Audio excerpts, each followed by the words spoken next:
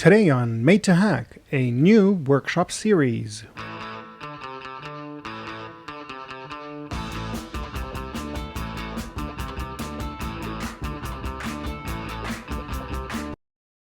So this is a new series that I'm premiering here on Made to Hack.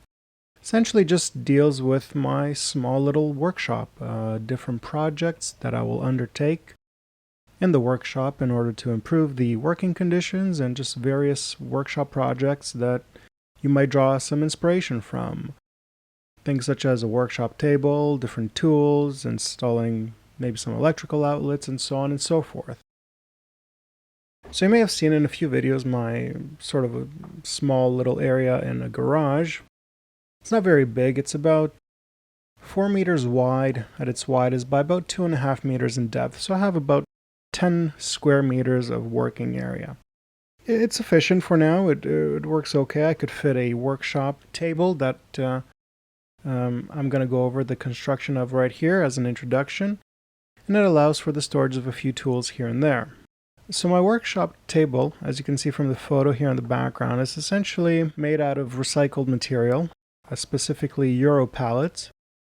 And in this case, it's about 2.5 meters wide by about 80 centimeters deep, if you will.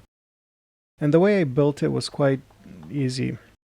I used recycled pallets, and the standard Euro pallet, as you will see, measures approximately 1200 millimeters or 1.2 meters long, and it's about 800 millimeters wide or 80 centimeters. And the way I built it, I placed 2 pallets side by side, and I joined them at the middle with a metal bracket. And in a few areas that you can't really see here under the top, there's some extra bracing, a few more pieces of wood and lumber, so to speak, to hold them all together. On the sides, I just flipped over on their side 2 more Euro pallets to serve as the legs on the left and the right. Now in this SketchUp, I didn't actually go ahead and do the cutting, but in real life I cut them to the same length, approximately 80 centimeters depth, so that there's no overhang here in the back. So you can see one of the pallet legs here, and the other one is hidden in this sort of storage area. As a working surface, I just used a piece of OSB lumber or OSB sheet. I think it's 18 millimeters thick. That serves as the actual work surface as such, and it's just essentially just screwed to the top using wood screws and whatnot.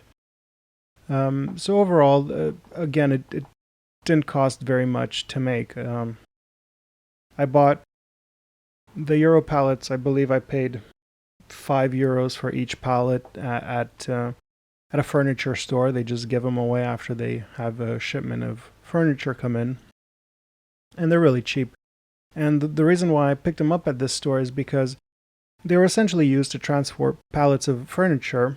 They were used once, very clean, very dry, and not degraded. And if you can get them for €5 each and recycle them, it's super convenient. I mean, that means it was €20 for all 4 pallets. In fact, I'm pretty sure I think I paid more for the sheet of OSB than the 4 pallets. I think maybe the sheet of OSB was €25. So there you go. I mean, for essentially €50 and some screws here and there, you have a workbench, and it's very sturdy.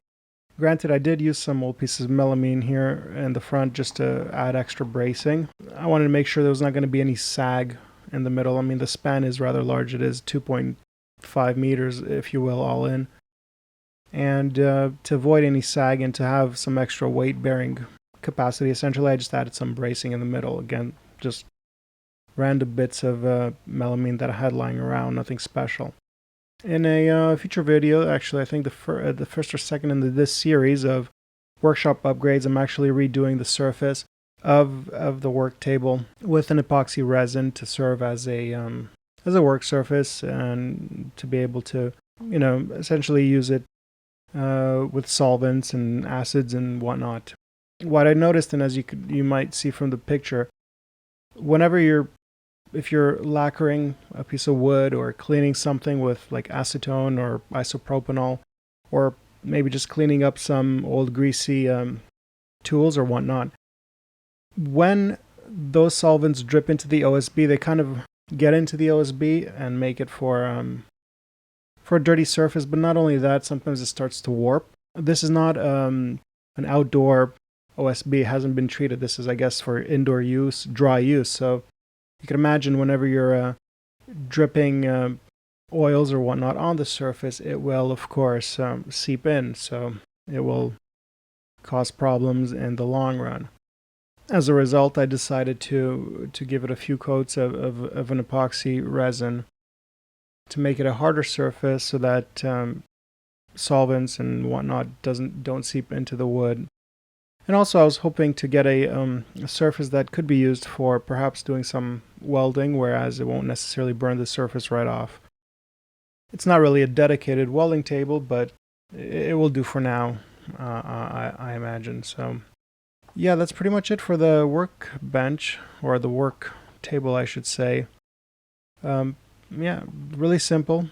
2 Euro pallets on the top, 2 on each side for the legs, a OSB top as the work surface, regular wood screws all around, and maybe some metal lumber connectors or joints in the middle. Hey, thanks for watching, and don't forget to subscribe to this channel. Also, make sure to turn on notifications to receive updates whenever I post a new video. If you like what you saw, hit that like button as well.